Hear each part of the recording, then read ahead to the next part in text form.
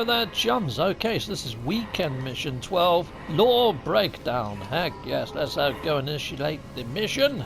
There we go, so we are. It was swallowed by a star, and it still mentions the old loom, I guess, doesn't it? Yeah, Nada's space-time loom. There we go, initialize mission. Lovely jubbly, just me on my own. Sweet, and we're going to go speak to Gemini, so up this ramp. Let's go see good old Gemini, and let's see what he has to say. So hello there, Iteration Gemini. Hello. Oh, look at that double wave. They're in a very happy mood. Gemini looks at the schematics for exosuits. They don't seem to notice my approach. So they're already looking at the schematics for exosuits. Now, as you know, previous weekend missions, my exosuit has been sort of almost having an inner voice, or something's been going on. I've had an inside voice inside myself. So yeah, and also the AI inside the exosuit, I think, has been reaching out and sort of asking or begging for to be saved by this void or whatever. Okay, so here we go. Greet your friend. They hide the schematics, hesitating as they turn to face me. Well, that was a little bit shifty, Gemini. Shifty. A little bit like what good old Hesperus was up to. I mean, all you guys disappeared, and you've all come back, and yeah, I'm just a little bit now suspect of each of you, to be fair. I'm sorry, just speaking my mind. So much of our lives are mysteries, my friend. Well, they are if you keep freaking hiding data pads from one another and so forth and so on. The faces we are born with. Okay. Well, you guys, a previous weekend mission, you actually said about how we were balls of light once, before we actually took form. So you know that we were balls of light before we actually gained visages and faces and the ability to construct what we look like.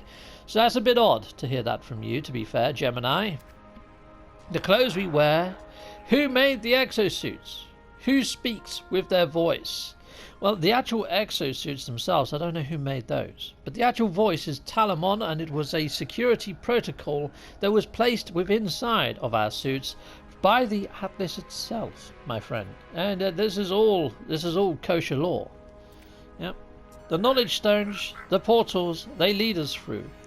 They are our birthright. So you mentioned about the faces we're born with and our birthright being the knowledge stones, which is a little bit weird that you're talking about initialization, about being brought into the verse. Strange. And you disappeared, and you haven't mentioned where you disappeared to, which is weird as well. The only person that acknowledged where they went has been good old Hesperus, and we've been told not to trust Hesperus. So, I don't know. Is it reverse psychology? But right now, Hesperus is not on my concern list. Yourself, Ariadne, and Mercury are right up there, because none of you have mentioned where you went to. None of you. Okay. There is so much out there, still to be found. Right. I get you. Yeah, where you went is still to be found, but there we go, let's leave. Awesome, right, okay, so we haven't really learned much new lore there, but what that has now done is now stuck Gemini firmly in my crosshairs as to what the fudge are you chatting about, you know? No mention of where he frickin' went. I mean, hiding his data pad and being super shifty. Yes, I can see you, yeah, hello. And hello to you, Mr. Hesperus, as well. But yet, acting very shifty. Acting very unlike his normal self. Okay? Anyway, I will see you guys down on the planet, and hopefully we can go through some more lore. See you in a sec! Well, I've arrived at the disturbance site, and it is an abandoned building. Right, okay, so where's the terminal? Here's the terminal. Are you covered in sludge, terminal? Let's have a look-see. No, it's not. The structure once housed an artificial intelligence. I wonder if it's the same one where, you know, there was the whole swapping of heads malarkey going on. It probably isn't, but here we are. Corruption now festers within its shell, hating all that it once was. Now, in previous week lore, it said that hate and loss all came from the Atlas, or that some of the things that came from the Atlas. So here we go. Let's have a look at this. This place desires only matter. It wants me to bring more. Well, I already have 400 star bulb on me, so here we go. Take it. I see the final vestiges of the AI as all corruption departs. The final 15 minutes of its life. Okay. Now there's a fair bit here to take on board. So see the final vestiges of the AI as all corruption departs. Now the AI, we've got AI actually built into our exosuits. We had Gemini talking about our exosuits and who built them earlier. And if you have done all the lore from the boundary separation, well the boundary failure lore, you'd know that Talamon is actually integrated into us as a security subroutine from the Atlas. But then this part's interesting. The final 15 minutes of its life. Okay, so that's referring to the AI's final 15 minutes of its life. Now we're in loop 16, so we're actually on the 16th minute. But for whatever reason, the AI went on to the 15th minute of its life. And previous weekend missions, our actual exosuit, or something from within, has been calling out and begging for its survival, and also telling us that we need to help and support this void. So this is all sort of coming to some sort, I believe it's coming to some sort of final stages of all this lore, I'm hoping. But here we go, let's press on. It knew I would come here. It knew I would try to save it. Awesome. Okay, well, you know, part of that AI, if I'm thinking it's the same AI as what we've got mounted in ourselves, like the Talamon AI, perhaps that's what it is, you know. So yeah, perhaps it would know. Worlds upon world, seethe in the void. Now that's interesting. Now the void could be a state of limbo, a place in between places. Now I thought it was on about the crimson red area where we sit and we wait for and we dream of worlds to explore. But it can't be, because otherwise we would have explored them inside of the void if it was that crimson red void where we start off before iteration. At least I think. The abyss spreads. You see, it calls it the abyss, it calls it the void. There's or the anomaly. There's so many different words that mean kind of the same thing, but might not.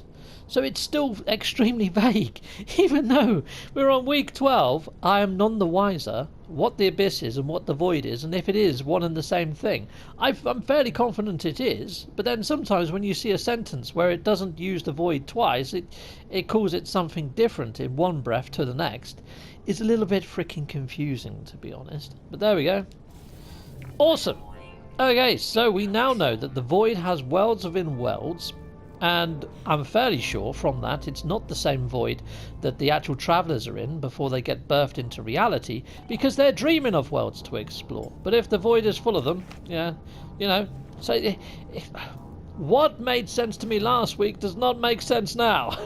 And my opinion keeps changing, chums. So yeah, I don't think I'm going to settle on anything concrete until all this is actually over, and then I might do an overall summary of all of the lore combined and what it means to me then. But hopefully by then it's going to make more frickin' sense and not blow my mind to smithereens. But yeah, you guys have been frickin' awesome. That's all the lore this week. So yeah, each and every one of you, double thumbs up. Thank you all. Thank you all. And I'll see you again next time. Take care for now. Goodbye all. Goodbye, goodbye, goodbye. And I want to say a massive, great big thank you for watching my video, and also another thank you to all of my Patreon backers. And yes, if you want to back me over on Patreon, see the video description for links on how to do so. Check out all the tiers. There's something there for pretty much everyone. I also have YouTube membership. Thank you to all my YouTube members. Thanking you very much indeedy doody. Heck yes. There's all different tiers over on the YouTube membership as well. So if you're thinking of supporting me, please check out both before making the decision. And I also have merch. Nice and fine and dandy merch, including socks and a t-shirt or a vest or a mug. Heck yes. And I also have 3D printed Atlas passes. Again, see the video description and my own website. Yeah, another way to support my channel is just don't skip my adverts. That throws revenue down my avenue, or just hit one of these buttons on this screen. Heck yes.